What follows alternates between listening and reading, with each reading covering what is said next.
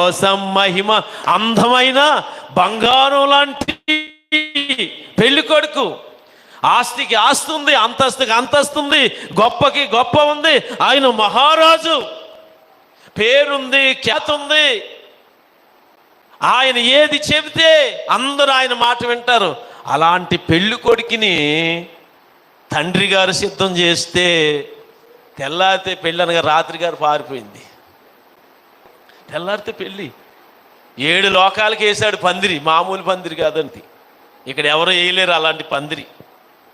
ఈ ఫంక్షన్ హాల్లన్నీ ఎందుకు పనికిరావు, దేవుని స్తోత్రం కలుగును కాక. పెద్ద పందిరి వేశాడు. ఎన్ని రకాలండి, ఎన్ని రకాలు, దేవునికి స్తోత్రం. నువ్వు లెక్క పెట్టలేవు. నీ తలలో ఎన్ని వెంట్రుకలు ఉన్నాయో నువ్వు లెక్క పెట్టగలిగితే ఎన్ని రకాలు ప్రభు పెడతాడో నువ్వు లెక్క పెట్టవచ్చు. అన్ని రకాలు.